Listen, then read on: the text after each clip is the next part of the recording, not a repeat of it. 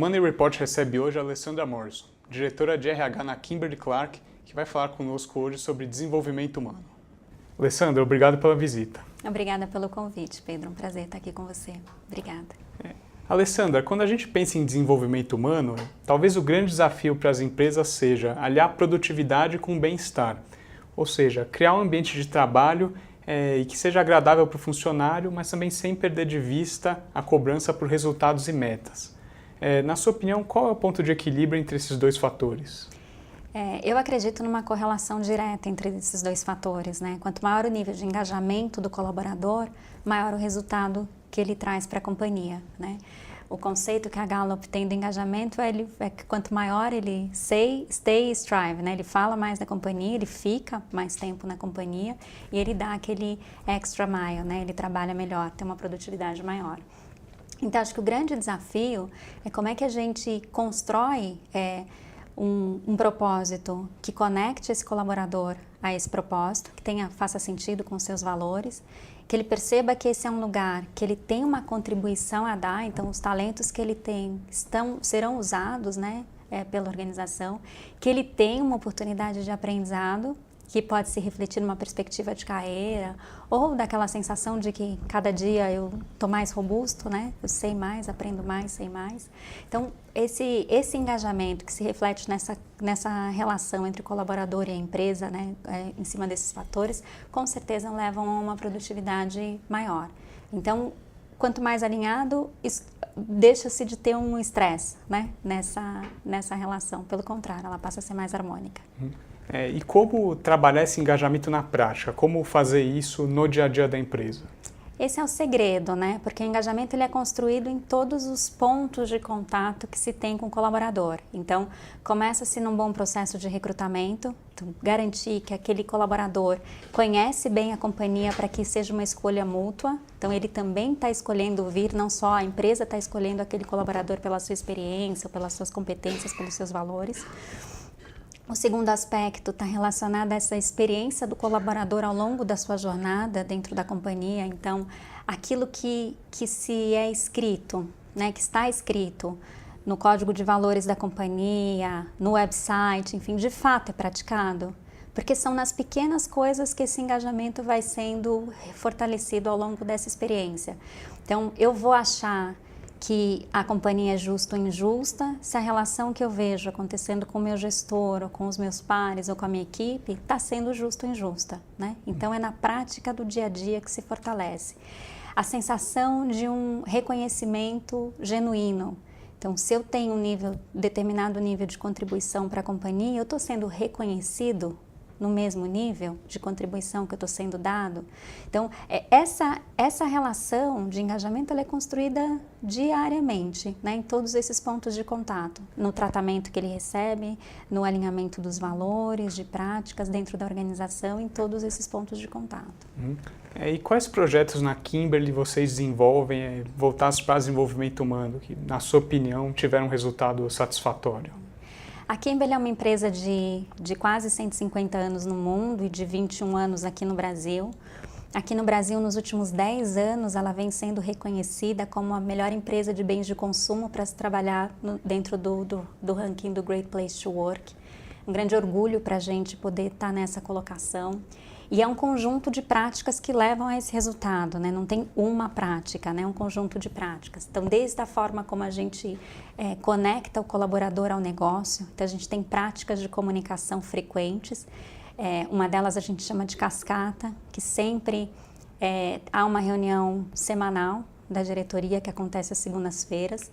Até quarta-feira da mesma semana, todos os colaboradores eles estão cientes dos principais pontos que foram discutidos nessa reunião, de como é que está o negócio, quais são os principais desafios e qual é a contribuição que cada área precisa dar para a gente continuar aí atendendo os nossos objetivos. Essa é uma das práticas. Tem uma outra prática que a gente lançou esse ano, que vem sendo muito interessante internamente, um ponto importante de conexão do colaborador com a companhia, que a gente se deu conta de que a forma como o colaborador aprende hoje é muito diferente da forma como ele aprendia anteriormente. Porque a nossa vida fora da organização ela é toda mobile, né? Então a gente aprende no almoço, a gente aprende assistindo TV, ouvindo rádio quando vai pro trabalho, lendo, assistindo Netflix, enfim. E a realidade que nós tínhamos dentro da organização era um conteúdo um pouco mais estático, num formato mais sala de aula, né?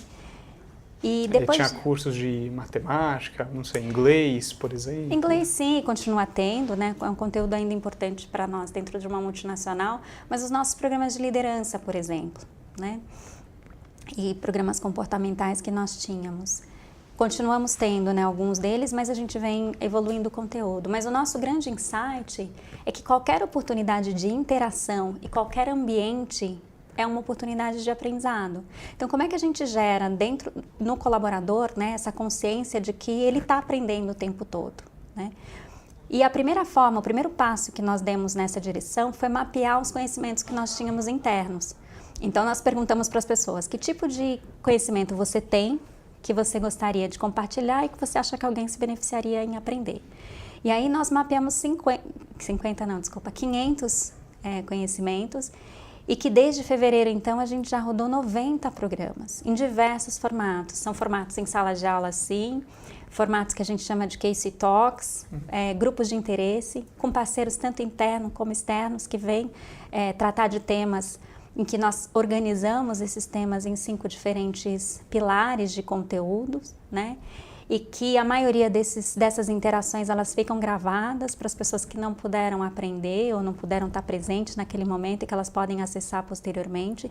Isso tem gerado trocas que estão sendo muito importantes para que a gente possa lidar com diversidade de pensamentos, ter a oportunidade de ter, né, aqueles sparkles de novos insights, e tem sido muito importante para nós. Então, a gente conseguiu encontrar uma forma orgânica de desenvolvimento, numa agilidade muito grande. Então, às vezes a gente planeja ações de um dia para o outro, com quórum, porque a mobilidade, o fato de você poder assistir de qualquer lugar, ou estar presente, né, de várias formas, ajuda muito. E isso tem alavancado conexões e interações que antes não eram feitas. E democratizou o acesso ao conhecimento, que antes estava disponível para um grupo menor de colaboradores, e agora qualquer pessoa pode ter acesso, pode participar, né? E um aspecto central, né, um pilar muito importante desse processo é protagonismo. É mais o eu quero que do que eu tenho que, né? As pessoas se responsabilizarem pelo seu processo de desenvolvimento e de aprendizagem. Uhum. Então, não são apenas colaboradores externos, existem também funcionários que contribuem nisso, às vezes dão aulas em alguns casos. Principalmente colaboradores internos, né?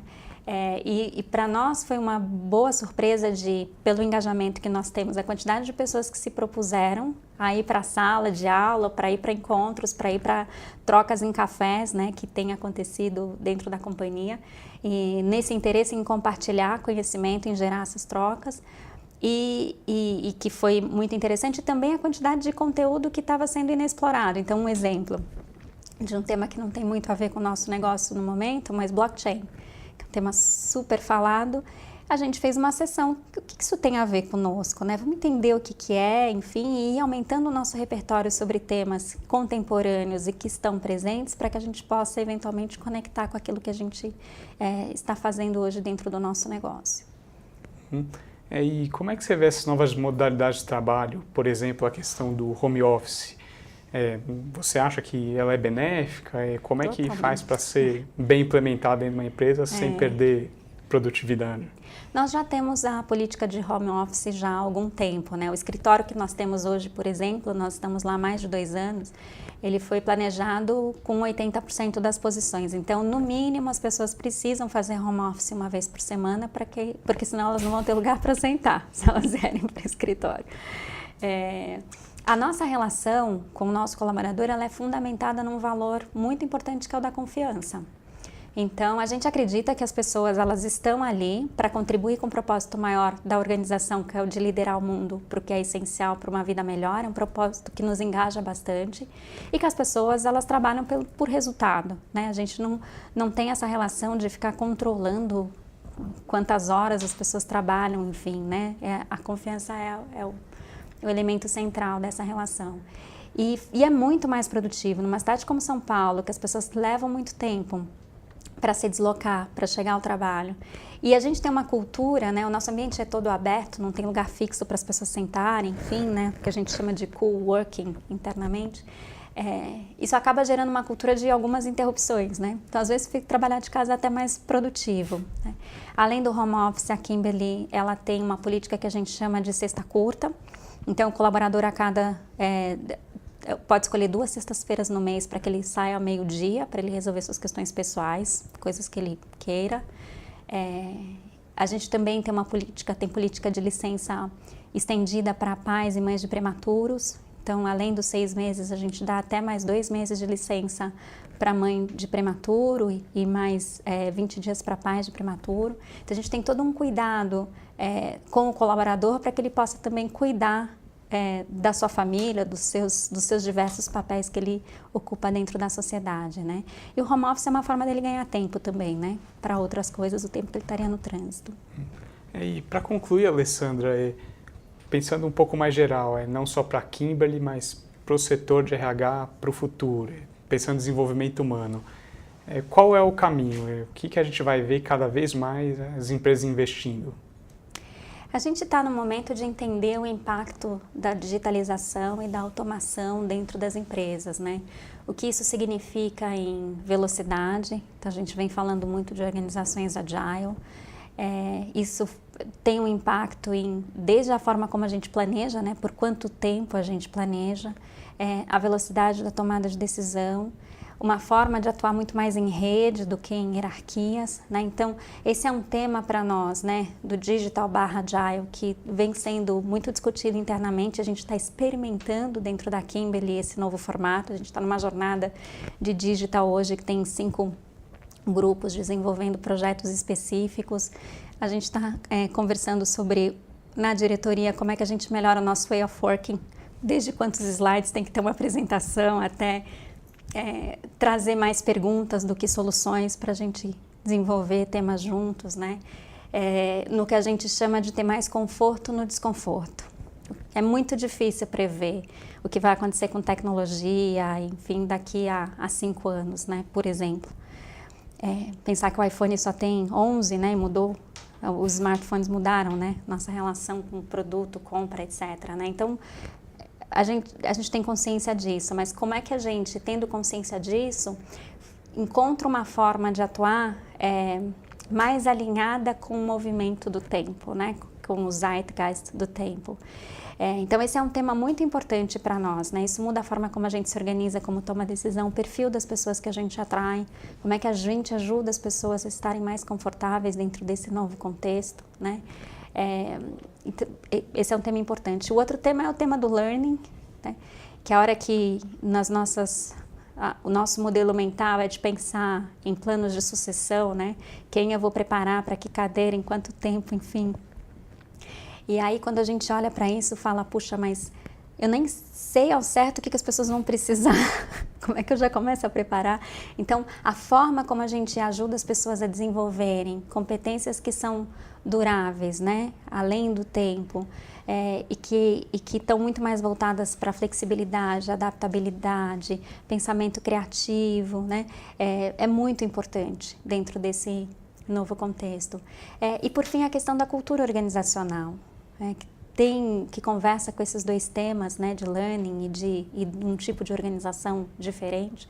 A gente prevê que no futuro, e a nossa legislação trabalhista, a evolução que houve, ela viabiliza a gente poder ter novas formas de associações e de trabalho, isso com certeza será mais comum.